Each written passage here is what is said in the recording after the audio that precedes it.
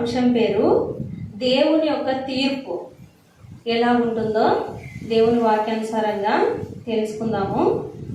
చాలా మంది ఈ లోకంలో క్రైస్తవులైనా ఎవరైనా సరే క్రైస్తవులలో అందరూ మంచివారే ఉండాలని లేదు కదమ్మా కదా. క్రీస్తు నమ్ముకున్నంత మాత్రం అందరూ మంచిగా ఉంటున్నారా? ఉండట్లేదు కదా. మనం ఆలోచిస్తే చూస్తే సమాజంలో మంచివారు ఉన్నారు, చెడ్డవారు ఉన్నారు, ఇద్దరు ఉన్నారు కదా. నీతివంతులు ఉన్నారు, అనీతివంతులు ఉన్నారు. వాళ్ళు చేసేటువంటి దుర్మార్గ పనుల గురించి ఆలోచిస్తే ఎందుకు దేవుడు వీళ్ళను చూడడా అనిపిస్తారు కదా. దేవుడు ఉంటే అసలు వీళ్ళకి ఎందుకు శిక్షించట్లేదని కూడా అనుకుంటారు కదా చెడ్డవారి గురించి. ప్రభు ఈ లోకంలోకి వచ్చినప్పుడు కూడా పిలాతు గారు నీవు రాజువా అంటే ఏమన్నారమ్మా? నీవు రాజువా, యూదుల రాజువేనా నువ్వంటే ఏమన్నారు? నీవన్నట్టే నేను రాజునే ఒప్పుకున్నాను కదా. అయితే నా రాజ్యము ఈ లోక సంబంధమైనది కాదు, పరలోక సంబంధమైనది అన్నారు కదా. ఆయన రాజ్యము పరలోక సంబంధమైనది. ఈ లోకాన్ని ఏలుతున్నది ఏంటిది? సాతాను. కాబట్టి దుష్టులు మంచివారు ఇరువురు కూడా బ్రతకగలుగుతున్నారు. సాతాను లోకం కాబట్టి సాతాను సంబంధులైన చెడ్డవారికి ఎక్కువ ఇక్కడ విలువ ఉంటుంది, ప్రాధాన్యత ఉంటుంది. చెడ్డ వాళ్ళతోనే బాగా కలిసి ఉంటారు, వాళ్ళనే బాగా మెచ్చుకుంటారు మంచి వాళ్ళతో పోలిస్తే. ఎందుకని? ఇది దేవుని సంబంధమైన రాజ్యం కాదు కాబట్టి, మంచి వాళ్ళు ఉండే లోకము ఈ లోకము కాదు కాబట్టి మంచివారంటే అందరికీ గిట్టదు. దేవుని రాజ్య సంబంధులకి ఎక్కడ విలువ ఉంటుంది? ఈ లోకంలో ఉండదు. సాధారణంగా ఆలోచించండి అమ్మా. ఇక్కడ పౌరుడు ఎవరికైనా నష్టాన్ని కలగజేసినా, నేరం చేసినా శిక్ష ఎవరు అమలులో వేయాలి? ఆ భారతదేశంలో ఉన్నటువంటి అధికారులే కదా. అమెరికా వాళ్ళు ఆ దేశస్తులు ఎవరైనా నేరం చేస్తే ఆ దేశంలో ఉండే అధికారులకు మాత్రమే ఉంటుంది శిక్షించడానికి కదా, శిక్షించడానికి. అయితే మంచిగా బ్రతకాలనే కోరిక మాత్రం అన్ని దేశాలకు ఉంటుంది కదా. అమెరికా దేశంలో ఏ నేరం చేసైనా బ్రతకండి అంటారా అధికారులు? లేదు, అక్కడ కూడా రూల్స్ అండ్ రెగ్యులేషన్స్ ఖచ్చితంగా ఉంటాయి. ఇక్కడ కూడా మన దేశంలో అయినా, ఆఫ్రికా అయినా, ఏ దేశంలో అయినా నేరం చేసిన వాళ్ళకి శిక్ష అనేది ఖచ్చితంగా ఏ దేశస్తులకైనా కామన్ గా ఉంటుంది. కాకపోతే ఏ దేశంలో ఉండే అధికారులు ఆ దేశంలో ఉండే వారికి శిక్షిస్తారు. మన దేశం వాళ్ళు వాళ్ళకి, వాళ్ళ దేశస్తులకి మనము శిక్షించము కదా. అలాగా మీరు మేలు చేస్తే జీవ పునరుత్థానానికి వెళ్తారు, కీడు చేస్తే మరణానికి వెళ్ళిపోతారు, నాశనానికి గురవుతారు అని ఆయన ఆల్రెడీ ఒక తీర్పు ఇచ్చి వెళ్ళిపోయాడు కదా. అయితే శిక్ష అనేది ఉంది, శిక్ష ఇప్పుడు అమలులో అవ్వట్లేదు. ఎందుకు అవ్వట్లేదు? ఇది ఆయన రాజ్యం కాదు గనక. దుష్టులు ఎందుకు బాగా చక్కగా తిరగలుగుతున్నారు ఈ లోకంలో అంటే, ఇది లోకం అయితే అన్నిటిపైన ప్రభువుకు అధికారం ఉంది, ఆయన చేతనే చేయబడింది. కానీ ఆయన రాజ్యంలో ఎవరు ఉంటారు? కేవలం మంచి వాళ్ళే ఉంటారు. చెడ్డ వాళ్ళు ఉంటారా? ఉండరు, స్థానం లేదు ఆయన రాజ్యంలో. అందుకే నీతిమంతులకు మాత్రమే పరలోకంలో స్థానం ఉంటుందంట. ఈ లోకంలో నీతిమంతులు ఉంటారు, అనీతిమంతులు ఉంటారు. ఆయన యొక్క రాజ్యంలోకి మనం వెళ్ళాలంటే ఆయన ఈ లోకంలో తీర్పు మనకి చెప్పాడు. ఇలా ఉండండి, అలా ఉండండి అని చెప్తున్నప్పటికీ మనుషులందరూ ఏం చేస్తున్నారు? పెడచెవిన పెడుతున్నారు ఆయన మాటలు. అయితే దేవుని గురించి ఆయన ప్రేమామయుడు, ఆయన ఏమి శిక్షించడు, ఆయన చాలా మంచివాడు, ఆయన దీర్ఘశాంతుడు, ఆయన రక్షించడానికే వచ్చాడు. ఇదంతా కరెక్టే. ఎప్పటి వరకు? ఈ లోకంలో ఉన్నంత వరకు, ప్రభు రాకడ వచ్చేంత వరకు ఆయన రక్షకుడే. కానీ ప్రభువు రాకడ వస్తుంది కదా, లేదా మనమైనా మరణిస్తాం కదా. ప్రభు రాకడ వచ్చేలోపు మనమైనా మరణించవచ్చు. ప్రభు రాకడైతే ఒకానొక దినం ఉంటుంది, అప్పుడు మనం మృతులైన మనందరం తిరిగి లేస్తాము. శిక్ష అయితే ఒక దినమందు ఉంది, అది కన్ఫర్మ్ కదా. శిక్ష అయితే ఉంది. అప్పుడు ఇప్పుడు వచ్చినటువంటి ఈ యొక్క రక్షకుడు, వెళ్ళిపోయినటువంటి ఆ రక్షకుడే ఎలా వస్తాడు? మనకు శిక్షకుడిగా వస్తాడు, శిక్షించేవాడిగా వస్తాడు. అప్పుడు మనము శిక్షకు గురి కాకుండా ఉండడానికి ఈ లోకంలో ఉండగానే మనం ఏం చేయాలి? తప్పించుకోవాలి కదా. శిక్ష ఉందని మనకు కన్ఫర్మ్ తెలిసిపోయింది. మీరు మంచిగా బ్రతుకుతే, మీ జీవిత కాలంలో మంచిగా బ్రతుకుతే మీరు శిక్షను తప్పించుకొని పరలోక రాజ్యానికి వచ్చే ఆ ఒక భాగ్యం ఉంది కదా, పోగొట్టుకోకుండా ఉండడానికి. కాబట్టి మనకు ఆప్షన్స్ ఉన్నాయి. ఎలా వెళ్ళాలో మనమే నిర్ణయించుకోవాలి కదా. 1 పేతురు 2వ అధ్యాయము 23వ వచనం. ఆయన దూషింపబడి బదులు దూషింపలేదు, ఆయన శ్రమ పెట్టబడి బెదిరింపక న్యాయముగా తీర్పు తీర్చు దేవునికి తన్ను తాను అప్పగించుకొనెను.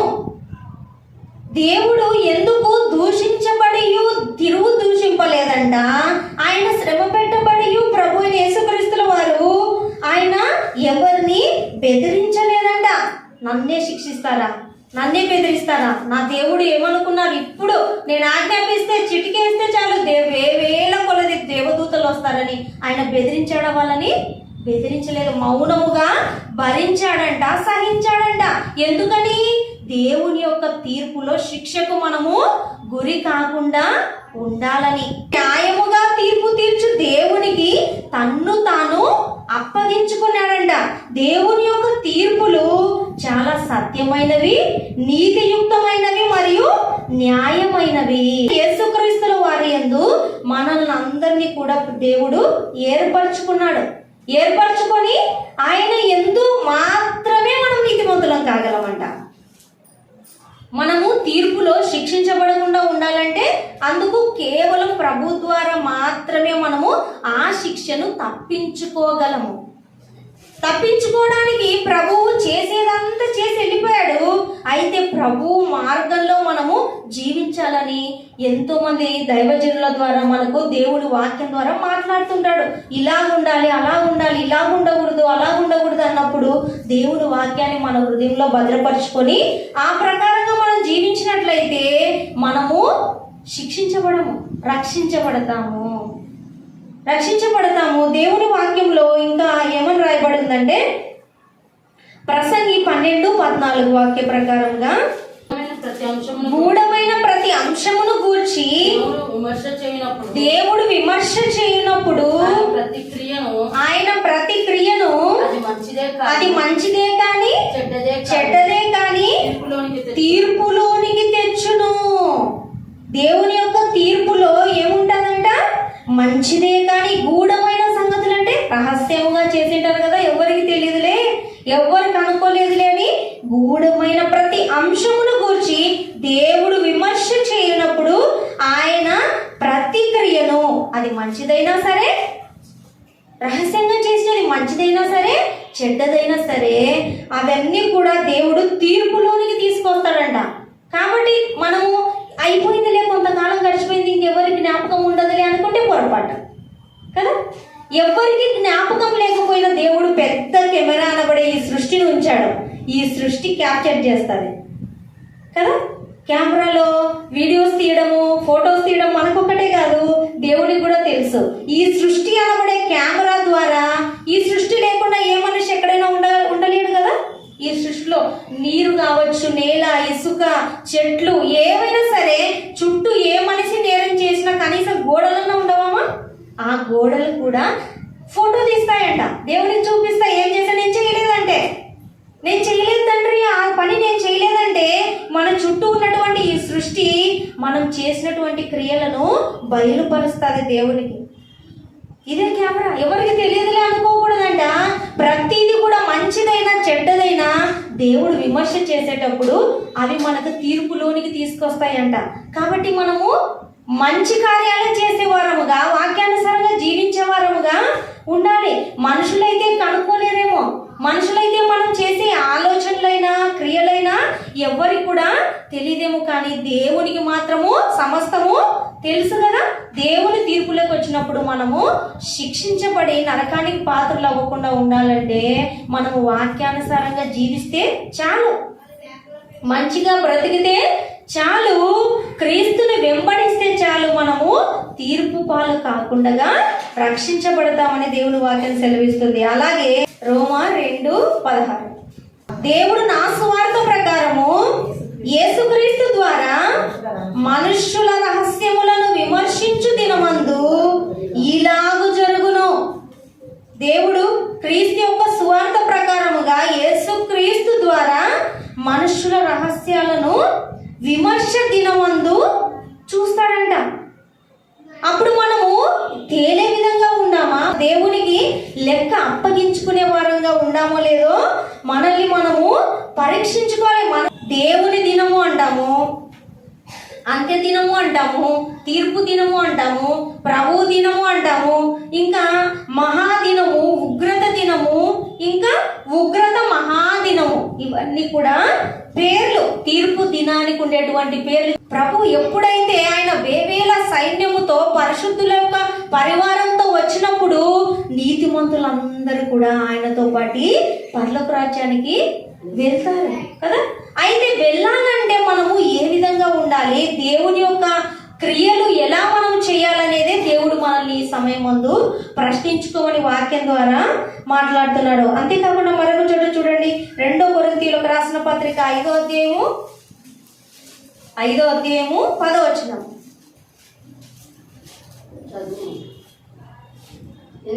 ఎందుకనగా తాను జరిగించిన క్రియల చొప్పున అవి మంచివైనను సరే చెడ్డవైనను సరే దేహముతో జరిగించిన వాటి ఫలమును ప్రతి వాడును పొందినట్లు మనమందరమును క్రీస్తు న్యాయపీఠము ఎదుట ప్రత్యక్షము కావలయును. ఈ దేహముతో ఈ లోకములో ఉండి మంచివైన చెడ్డవైన ఏమి జరిగించినా వాటి ఫలం తప్పక పొందుతాడు. ఈ లోకములో ఉన్నంత వరకు బాగా బ్రతకచ్చేమో, కానీ దేవుని యొక్క ఉగ్రత దినము ఉంది. ఆ దినమందైతే మంచివారు ఎంతో ఆనందభరితులుగా ఉంటారు. అప్పుడు ఈ యొక్క చెడ్డవారిని చూస్తే అయ్యో అనేటట్లుగా ఉంటారు. వాళ్ళ స్థితి అంత ఘోరమైనదిగా ఉంటుంది. ఇప్పుడైతే అయ్యో చూడు నేను ఎంత మంచిగా బ్రతుకుతున్నా, నాకే కష్టాలు, నాకే ఇబ్బందులు, నాకే ఇరుకులు అనుకుంటామేమో, కానీ ఆ ఉగ్రత దినమందు మాత్రము మంచివైనా చెడ్డవైనా దేహముతో చేసినటువంటి వాటి ఫలితము ప్రతి ఒక్కరు కూడా పొందుకుంటారంట. దేహముతో వాక్యానుసారంగా జీవించినట్లయితే పరలోకానికి వెళ్తాం కదమ్మా. దేహముతో చెడు కార్యాలు, సాతాను సంబంధమైనటువంటి చీకటి అంధకార సంబంధమైనటువంటి క్రియలు చేసినట్లయితే ఖచ్చితంగా వాటి ఫలము నిత్య నాశనానికే నడిపిస్తుంది.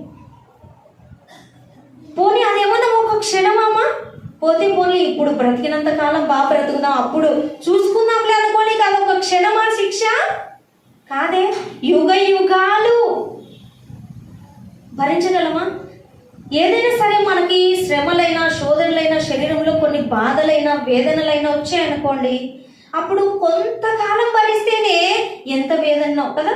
నాగలక్ష్మ సిస్టర్ కూడా కొద్ది రోజులు 2 రోజులకే కదమ్మా గొంతులో నొప్పి తట్టుకోగలిగిందా తను. 2 రోజులు వేదన తట్టుకోలేము, జ్వరం వస్తే 1 రోజు 2 రోజులు తట్టుకోలేము, ఏదైనా చెయ్యి కట్ అయితే 1 నిమిషం 5 నిమిషాలు విలవిలలాడిపోతామే. ఆ ఒక్క శిక్ష ఉగ్రత దినమందు అనుభవించే శిక్ష అంట ఒక క్షణము కాదు, రోజు కాదు, వారం కాదు, యుగ యుగాలు భరించగలం ఆ శిక్షని. ఎంత కష్టం ఊహించుకుంటేనే చాలా ఘోరం. చాలా మంది బెడ్ పైన హాస్పిటల్లో బాధపడుతున్నప్పుడు అయ్యో ఈ మనిషి ఈ వేదనతో భరించడం కంటే మరణించడం మేలని ప్రార్థిస్తారు కొంతమంది మనసులో. మరణించడం మేలు, ఇంత వేదన ఇంత శ్రమన అనుకుంటారు కదా.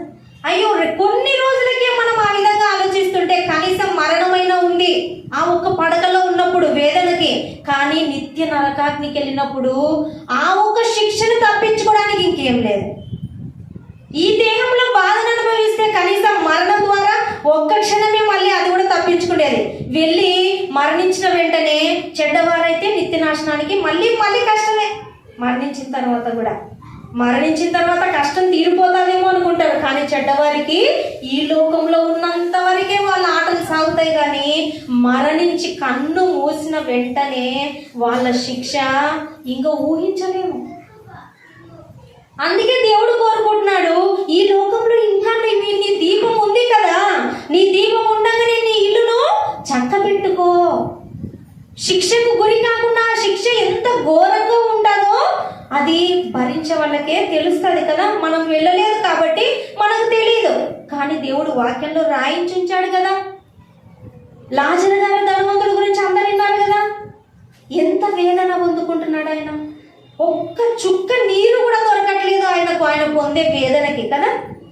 ఈ సిచ్యువేషన్లన్నీ దేవుడు నరకంలో ఎంత శిక్ష భరిస్తామో మనకు చెప్తున్నప్పటికీ ఏం పర్లేదులే, బ్రతికున్నంత కాలం బాగా బ్రతకాలి, తర్వాత చూసుకుందాం అనుకుంటున్నారు కదా.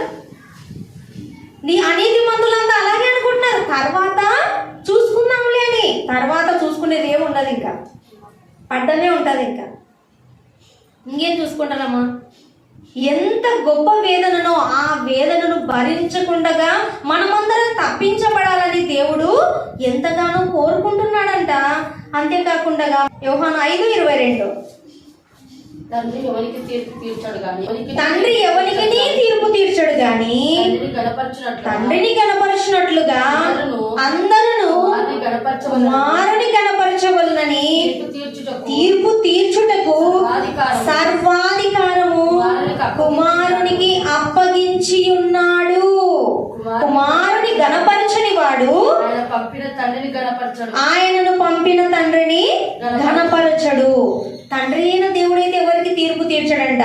యేసుక్రీస్తుల వారికి ఆయన తీర్పు తీర్చే సర్వాధికారం ఇచ్చాడంట. ఆ ఉగ్రత దినమందు ప్రభు అయిన యేసుక్రీస్తుల వారే తీర్పు తీరుస్తాడంట. మన యొక్క లిస్ట్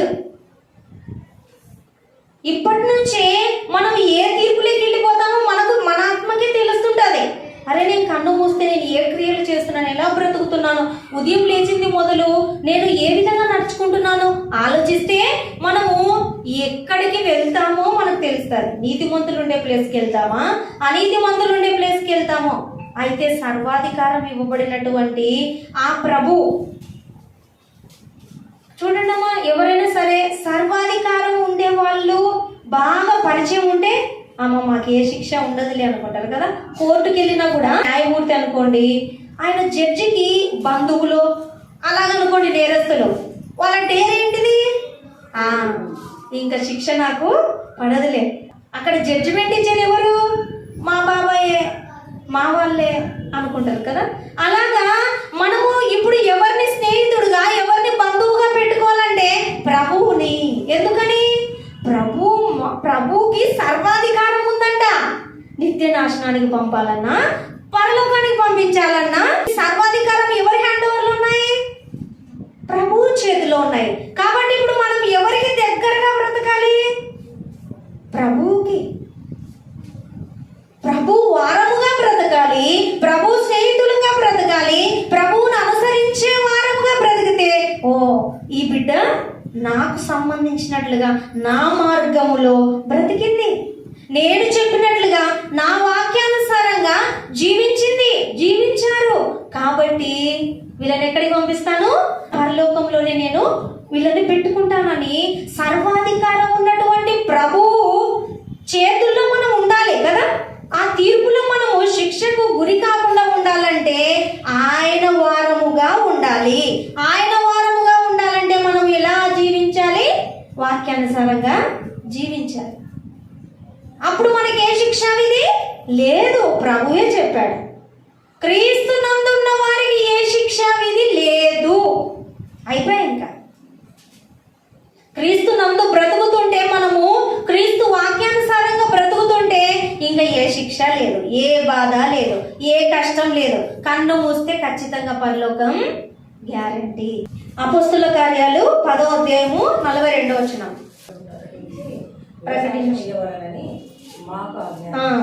దేవుడు సజీవులకును మృతులకును ఎవరంట? న్యాయాధిపతిగా నియమించిన వాడు ఈయనే అని ప్రజలకు ప్రకటించిన దృఢ సాక్ష్యం ఇవ్వాలని మాకు ఆజ్ఞాపించను. సజీవులకు మృతులకు, మంచిగా బ్రతికే వాళ్ళకి, నిత్య నాశనానికి వెళ్ళే మార్గంలో బ్రతికే వారికి, అనీతిమంతులకు కూడాను ఎవరు తీర్పరిగా ఉండేది? ప్రభువేనంట. న్యాయాధిపతిగా ఉండేది ప్రభువేనంట.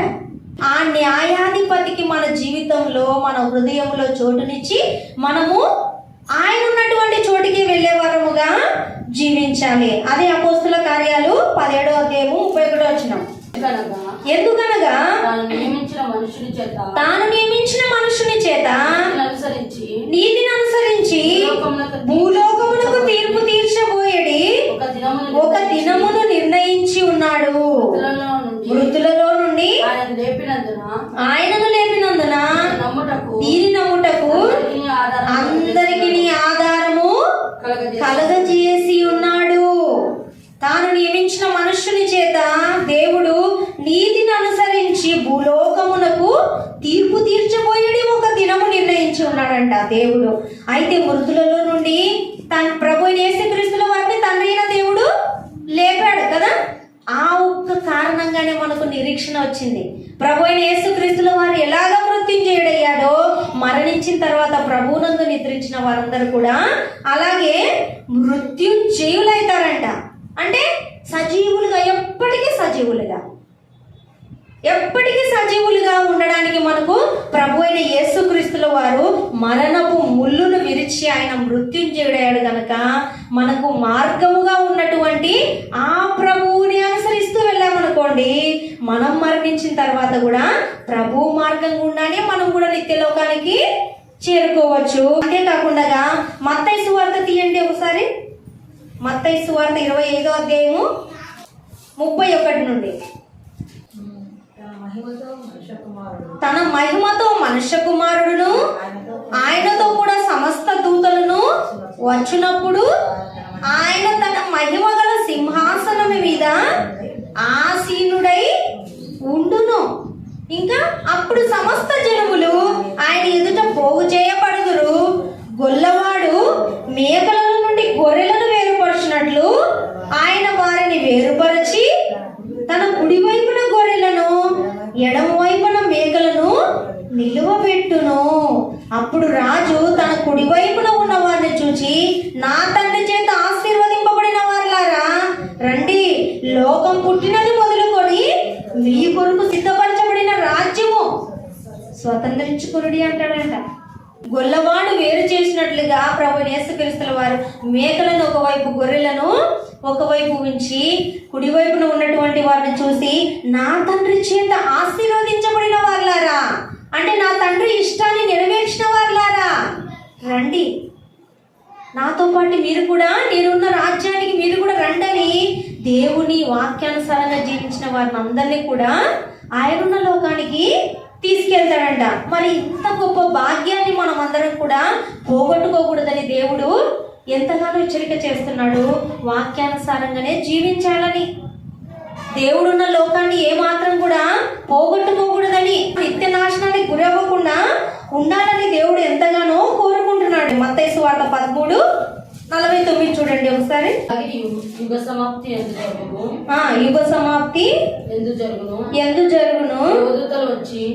దేవదూతలు వచ్చి నీతిమంతులలో నుండి దుష్టులను వేరుపరిచి వీరిని అగ్నిగుండములో పడవేయుదురు.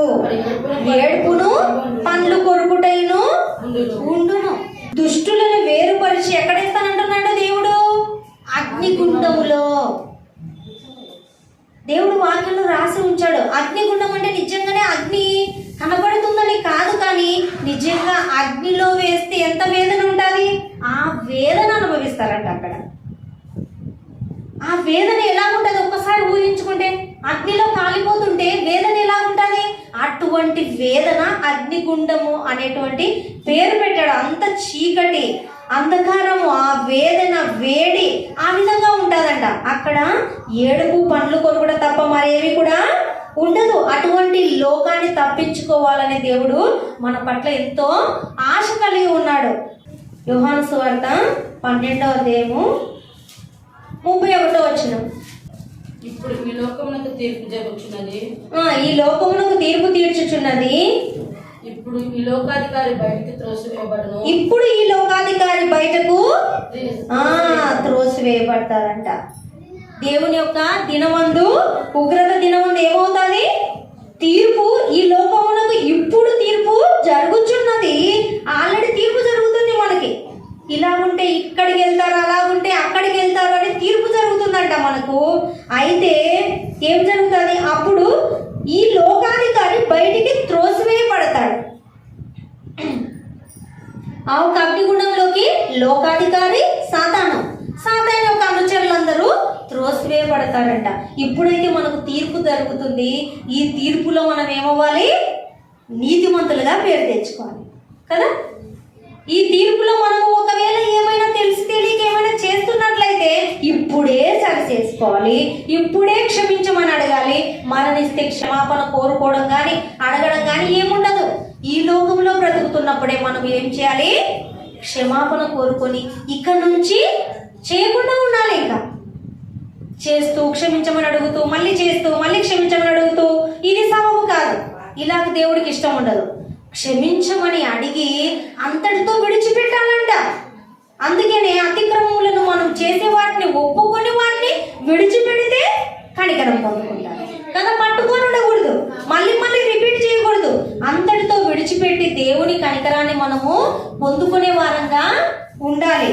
దేవుని వాక్యంలో ఇంకా ఇలా చూసుకుంటూ వెళ్తే రోమీలకు రాసిన పత్రిక 1వ అధ్యాయం 18వ వచనంలో సత్యమును అడ్డగించు మనుషుల యొక్క సత్యమును అడ్డగించు మనుషుల యొక్క సమస్త భక్తిహీనత మీదను దుర్నీతి మీదను దేవుని కోపము పరలోకము నుండి బయలుపరచబడుచున్నది. నీతిగా లేకుండా సత్యాన్ని అడ్డగిస్తారు కదా, వాక్యాన్ని అడ్డగించేటువంటి వారు ఉంటారు దుర్నీతి కార్యాలు చేస్తూ. అటువంటి వారు మనుషుల యొక్క సమస్త భక్తిహీనత, మనుషులు భక్తిహీనముగా దేవుణ్ణి ఎరగకుండా ఉంటారు కదా, అటువంటి వారు సత్యవాక్యాన్ని చెప్తుంటే అడ్డగిస్తున్నారు కదా, నిజమైన దేవుడు కాదు, అసలు మీ దేవుడే దేవుడు కాదని రకరకాలుగా నీతి అయినటువంటి ఆ ఒక దేవుణ్ణి దుర్నీతి చేత వాళ్ళు అడ్డుపడుతున్నారు సత్యానికి. అటువంటి వారిపైన దేవుని ఉగ్రత బయలుపరచబడతాదంట. అందుకే దేవుడు మౌనముగా సైలెంట్ గా ఎందుకున్నాడంటే అదంతటి కారణం ఇదే. ఒకనొక సమయం ఉంది వాళ్ళకు, అంతవరకు వాళ్ళకి ఇంకా కనికరం చూపిస్తున్నాడని ఒక మాటకు వస్తే వాళ్ళు యుగ యుగాలు శిక్ష పొందుకోకుండా వాళ్ళకి క్షమాభిక్ష పెట్టడానికి దేవుడు ఎదురు చూస్తుంటే వీళ్ళు మాత్రం రకరకాలుగా దేవుణ్ణి మాట్లాడుతున్నారు కదా. సత్యాన్ని అడిగించడమే కాదు దేవుణ్ణి అంటున్నారు. దేవుణ్ణి నమ్ముకున్న వాళ్ళని పక్కన పెడితే ఎవరి జోలికి వెళ్తున్నారు? దేవుని జోలికి. కానీ దేవుడు అనుకుంటే ఒక్క క్షణం చాలదు. ఎందుకు అనుకోవడం లేదంటే వారి పట్ల కూడా కనికరం చూపిస్తున్నాడు, దీర్ఘశాంతం చూపిస్తున్నాడు. వారు కూడా రక్షించబడాలని కోరుకుంటున్నాడు. అందుకోసమే వాళ్ళు బ్రతికి ఇంకా ఉన్నారు. లేదంటే ఎప్పుడో మట్టి పాలవుతున్నారు కదా. అది గ్రహించడం లేదు చాలా మంది మనుషులు. చెడ్డవారికి కాలం ఉందని చెడ్డవారితో పాటు కలిసిపోతున్నారు మంచి వాళ్ళు కూడా. ఇది చెడ్డవాళ్ళ లోకమే, ఇక్కడ మంచిగా ఉంటే మనం బ్రతకలేం అనుకుంటున్నారు. కానీ నిత్యము బ్రతకాలంటే మనము మంచివారిగానే ఉండాలి, చెడ్డవారిగా మారిపోకూడదు. ఎందుకంటే మనం బ్రతకాల్సింది కొద్ది కాలం కాదు కదా. నిత్యము బ్రతకాలంటే మనము నీతి మార్గాన్నే ఎన్నుకొని దుష్టులను సహిస్తూ ఉన్నట్లయితే దేవుని యొక్క తోడు మనకి ఎప్పుడు కూడా ఉంటుంది, ఖచ్చితంగా ఉంటుంది. దేవుడు విడిచిపెట్టేవాడు కాదు కదా. తమల్ని నమ్మినటువంటి వారిని ఎప్పుడైనా విడిచిపెడతాడా? దేవుడు విడిచిపెట్టాడు. కానీ కొంత కన్నీరు, వేదన, శ్రమలు అనేవి ఉంటాయి. వాటిలో దేవుని తోడు కూడా ఉంటుంది ఖచ్చితంగా. తోడు లేని జీవితం ఎందుకమ్మా మనకు? సాధారణంగా ఆలోచిస్తే ఒక భార్యాభర్తల విషయంలోనైనా పేదవారు అనుకోండి, ఎప్పుడు సపోర్టుగా ప్రేమగా చూసుకునే భర్త పేదవాడైనా భార్య సంతోషంగా ఉంటుంది కదా. ఎంత ధనం ఉన్నా, ఎంత గొప్పవాడైనా, ఎంత కోటీశ్వరుడైనా తన భార్య పట్ల ప్రేమ లేదనుకోండి, భార్య సంతోషపడుతుందా? లేదు కదా. అదే పేదరాలుగా ఉన్నా కూడా తన కష్టంలో, తన కన్నీటిలో, తన బాధలో తోడుగా ఉండి ఆ ఒక ప్రేమను, బాధను పంచుకునేటువంటి ఆ ఒక ప్రేమను చూపించేటువంటి భర్త ఉన్నాడు అనుకోండి, ఎంత సంతోషం. ఆ సంతోషమే దేవుడు మనకి ఇవ్వాలనుకుంటున్నాడు.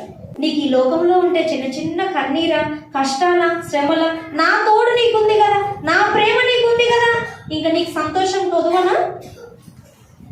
ఎంతో తృప్తికరమైన జీవితం వారిదే కదా. పేదవాళ్ళైనా ప్రేమపూర్వకంగా ఉండేవారు ఎంత తృప్తిగా ఉంటారు. అలాగా దేవుని యొక్క ప్రేమ మనకి ఎప్పుడు తోడుగా ఉంటుంది మనం మరణించేంత వరకు. మరొక చోట చూసినట్లయితే రోమీలకు రాసిన పత్రిక 1:24లో ఈ హేతువు చేత వారు తమ హృదయముల దురాశలను అనుసరించి తమ శరీరములను పరస్పరము అవమానపరుచుకున్నట్లు దేవుడు వారిని అపవిత్రతకు అప్పగించెను. బుద్ధిపూర్వకముగా పాపం చేసిన వారిని ఆయన భ్రష్ట మనసుకు అప్పగిస్తాడంట, వారిని అంటే తమ దేహాలతో ఎంత చెప్పినా కూడా వాళ్ళ హృదయంలో దురాశలు కలిగినటువంటి వారిని, వారి శరీరములను పరస్పరం అవమానపరుచుకున్నట్లుగా దేవుడు వారిని భ్రష్ట మనసుకు ఆయనే అప్పగించేస్తాడంట. ఇంకా మనకి ఇది మంచి చెడు అని తెలిసినప్పటికీ బుద్ధిపూర్వకముగా మిస్టేక్ చేస్తే ఏం చేస్తాడమ్మా దేవుడు? ఇంకా కదా, తెలిసి తెలియక చేస్తే, తెలియని వయసులో తెలియక పొరపాటున కొన్ని ఉంటాయి మిస్టేక్గా చేసేది కదా. మిస్టేక్గా అనుకోకుండా ఒకరిని యాక్సిడెంట్ చేయాలని కాకుండా పొరపాటున తగిలించారనుకోండి, అది అంత పెద్ద తప్పు కాదు కదా. కావాలని యాక్సిడెంట్ చేయాలనే లారీలో డ్రైవ్ చేసుకుంటా కావాలని యాక్సిడెంట్ చేయాలని వస్తే అది నేరమే కదా, తప్పే కదా. అటువంటి వారిని ఖచ్చితంగా శిక్షించాలి కదా. అందుకే దేవుడు అంటున్నాడు, బుద్ధిపూర్వకముగా నువ్వు కావాలనే, పొరపాటున కాదు, అనుకోకుండా కాదు, బై మిస్టేక్ అస్సలు కాదు, నువ్వు బుద్ధి కలిగి ఉన్నావు. నీ బుద్ధి ఏంటిది? దురాశల వైపు, పాపం వైపు. అదే బుద్ధి కలిగి ఉన్నట్లయితే ఎన్నిసార్లు చెప్పినా దేవుని వాక్యానుసారంగా, ఎన్నిసార్లు మాట్లాడినా అదే బుద్ధి పూర్వకంగానే చేస్తే, పొరపాటున కాకుండా, బై మిస్టేక్ కాకుండా ఖచ్చితంగా భ్రష్ట మనసుకు అప్పగించేస్తాడంట అటువంటి వారిని. ఇంకా అయిపోయి వాళ్ళు ఎప్పుడు నీతిమంతులు కాలేరు. ఇంకా భ్రష్ట మనసుకు అప్పగిస్తే సాతాను ఇంకా విచ్చలవిడిగా వారిని వాడుకుంటుంది. నరకానికి వెళ్ళేటువంటి మార్గంలోనే వారిని బాగా నడిపిస్తుంది. అటువంటి మార్గంలో ఉన్నారు చాలా మంది. భ్రష్ట మనసుకు అప్పగించేటట్లుగా ఉన్నారు. దేవుడే అప్పగిస్తున్నాడంటే చూడండి ఎంత దుర్మార్గులో వాళ్ళు కదా. బుద్ధిపూర్వకంగా చేయకూడదు కదమ్మా. ఎవరైనా పొరపాటున తెలిసి తెలియక ఏదైనా మిస్టేక్ జరుగుతేమో, కానీ కావాలనే తప్పులు చేసుకుంటూ పోతే ఇక దేవుడు ఎంతవరకు అని క్షమిస్తాడు? అందుకే భ్రష్ట మనసుకు దేవుడు వారిని అప్పగిస్తాను, వాళ్ళని విసర్జిస్తానంటున్నాడు దేవుడు.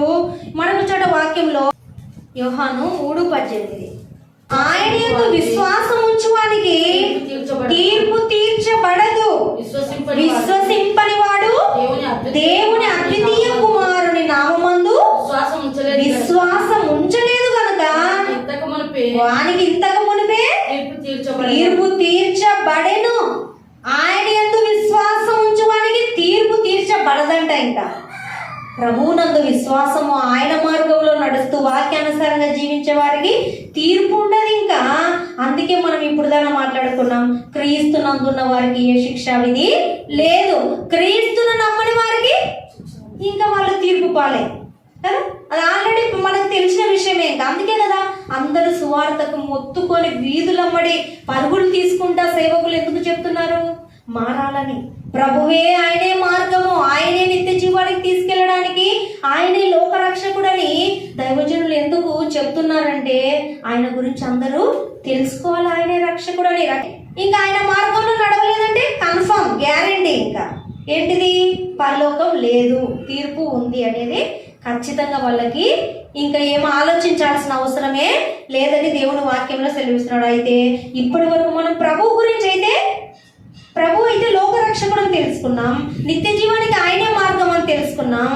అయితే మనమైతే తీర్పు పాలు కాకుండా ఉండాలంటే ఆయన మార్గంలో నడవాల్సిందైతే ఉంది ఖచ్చితంగా.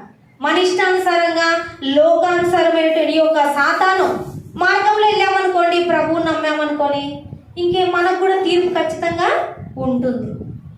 ప్రభువునే లోకరక్షకుడుగా హృదయంలో పెట్టుకొని మన క్రియలైతే సాతాను మార్గంలో, లోకమైన ఈ లోకానుసారమైన మార్గంలో వెళ్తే ఖచ్చితంగా మనకు కూడా తీర్పు పాలవుతాం, శిక్షకు గురి అవుతాం. కాబట్టి దేవుడికి ఇష్టం లేదు మనం శిక్షించబడడం. మనం రక్షించాలని ఆయన ఎంతో ఉన్నతమైనటువంటి అనాది సంకల్పంలోనే ఆయన మనల్ని క్రీస్తునందు ఏర్పరచుకున్నాడు. ఎంతో గొప్పగా మనల్ని రక్షించాలని ఆయన ప్రేమించి తన ప్రియ కుమారుని యందు మనల్ని రక్షించాడు. ఆ ఉచితమైన భాగ్యాన్ని మనం ఎవరు కూడా పోగొట్టుకోకూడదు. మరొక చోట చూద్దామా? వెలుగు కన్నా ఎక్కువగా చీకటిని ప్రేమించిన వారికి కూడా తీర్పు తీర్చబడేనంట. యోహాను సువార్త ఇక్కడే 3:19లో ఆ తీర్పు ఇదే, వెలుగు లోకంలోనికి వచ్చను కానీ తమ క్రియలు చెడ్డవైనందున మనుషులు వెలుగును ప్రేమింపక చీకటినే ప్రేమిస్తున్నారంట. ఈ లోకంలోకి వెలుగు వచ్చినారు, ప్రభు యేసుక్రీస్తుల వారు వెలుగుగా వస్తే ప్రేమించారు, ఆయన చెప్పిన మాటలు వినకనే కదా ఆయనను దూషించి అపహసించి సిలువకు వేశారు కదా. చీకటిని ప్రేమించారు, వాళ్ళు వెలుగును త్రోసిపుచ్చారు. అటువంటి వారికి కూడా తీర్పు తీర్చబడుతుందంట. 1 కొరింథీ 11:31. అయితే మనలను మనమే విమర్శించుకొని ఎడల తీర్పు పొందక పోదుము. మనము తీర్పు పొందిన ఎడల లోకముతో పాటు మనకు శిక్షావిధి కలగకుండానట్లు ప్రభువు చేత శిక్షింపబడుచున్నాము. ఆ లోకముతో పాటు మనకు శిక్ష కలగకుండా, లోకములో అందరితో పాటు మనకు శిక్ష రాకుండా ఉండడానికి ప్రభు ఈ లోకంలో ఉన్నప్పుడే కొద్దిగా శిక్షిస్తుంటాడంట. తప్పు చేసిన ప్రతిసారి వెంటనే మనకి ఆ ఒక ఫలం ఏందో చూపిస్తాడు. అరే నేను ఈ మిస్టేక్ చేసినందుకేనేమో నాకు ఈ విధంగా బాగలేదేమో, లేదా ఈ కష్టం వచ్చిందేమో, ఈ శ్రమ వచ్చిందేమో అని మన జీవితంలో వెంటనే చూపిస్తాడంట. అలా శిక్షా దండము చేత మనము ఆ ఒక్క నిత్య నాశనానికి గురవ్వకుండా ఈ లోకంలో ఉన్నప్పుడే శిక్షిస్తూ ఉంటాడంట. ఎందుకని? మనం రక్షించబడాలని, మనం శిక్షించబడకుండా ఉండాలని. కాబట్టి దేవుని ఉగ్రత దినమందు మనము ఆలోచన చేయాలి. దేవుడు ఎంతగానో కోరుకుంటున్నాడు మనము శిక్షించబడకుండా ఉండాలి. మనం కోరుకోవాలి ఎక్కువగా. శిక్షించబడేది మనమా దేవుడా? మనం కదమ్మా, మనం కదా ఎక్కువ కోరిక కలిగి ఉండాలి, తప్పించుకోవాలని. కానీ దేవుడు చూసారా, మనకంటే ఎక్కువ ఎంతో ఆశ కలిగి ఉన్నాడు. ఆ ఒక శిక్ష నా బిడ్డలు పొందుకోకూడదు అని. కానీ మనకు మాత్రం ఈ లోకం తప్ప మరొక లోకం లేదులే అనుకొని బ్రతికేస్తున్నాము. కానే కాదు, ఎప్పుడైనా సరే ఇంతమందికి మరణం వస్తుంది కదా, గమనించాలి, ఆలోచించుకోవాలి. అరే ఒకనొక దినం ఉంది, ఆ దినం ముందు నేను దేవుని ఎదుట నిలవబడగలనా? నేను తీర్పు పాలు అవ్వకుండగా, దేవుని యొక్క శిక్షకు పాత్రలు అవ్వకుండగా, ఆయన ప్రేమకే నేను అర్హురాలుగా ఉండునట్లుగా మనమందరం ఈ లోకంలో ఉన్నప్పుడే పరీక్షించుకోవాలి. నేను నిజముగా ప్రతిదినం కూడా వాక్యం చేత పరీక్షించుకోలేమా? లేదంటే తప్పిపోతాం. దేవుని వాక్యాన్ని హత్తుకొని లేమనుకోండి, ఖచ్చితంగా సాతాను ఏదో ఒక రూపంలో తప్పిపోయే విధముగా చేస్తారు. కాబట్టి వాక్యానికి మనము అనుసంధానమై ఉండాలి. వాక్యంలో యూదా 14-15 వచనాలు చూడండి. ఆదాము మొదలుకొని వీరిని గురించి ప్రవచించి ఇట్లా నేను ఇదిగో అందరికి తీర్పు తీర్చుటకును వారిలో భక్తిహీనులందరూ భక్తిహీనముగా చేసిన వారి భక్తిహీన క్రియలన్నిటిని గురించి భక్తిహీనులైన పాపులు తనకు విరోధముగా చెప్పిన కఠినమైన మాటలన్నిటిని గురించి వారిని ఒప్పించుటకును వేవేల పరిశుద్ధుల పరివారముతో వస్తాడంట ఆయన. 2 తెస్సలోనికీయులకు రాసిన పత్రిక 1:6 వచనం నుండి, ప్రభు అయిన యేసు తన ప్రభావమును కనపరచు దూతలతో కూడా పరలోకము నుండి అగ్ని జ్వాలలలో ప్రత్యక్షమై దేవుని నెరగని వారికి, మన ప్రభు అయిన యేసు సువార్తకు లోబడని వారికి ప్రతిదండన చేయనప్పుడు మిమ్మును శ్రమపరచు వారికి శ్రమయు, శ్రమ పొందుచున్న మీకు మాతో కూడా విశ్రాంతియు అనుగ్రహించుట దేవునికి న్యాయమే. ఇంత చక్కని మాట కదా. కొంతమంది అన్యులు కూడా ఏమంటుంటారంటే, అమ్మో ప్రభు నమ్ముకుంటేనేనంట పరలోకానికి. ఏం మా దేవుని నమ్ముకుంటే వెళ్ళమా మేము స్వర్గానికి? పరలోకానికి ప్రభువు నమ్ముకుంటేనేనా, లేకుంటే వెళ్ళమా? ఎంత శిక్షిస్తాడో వాళ్ళ దేవుడు.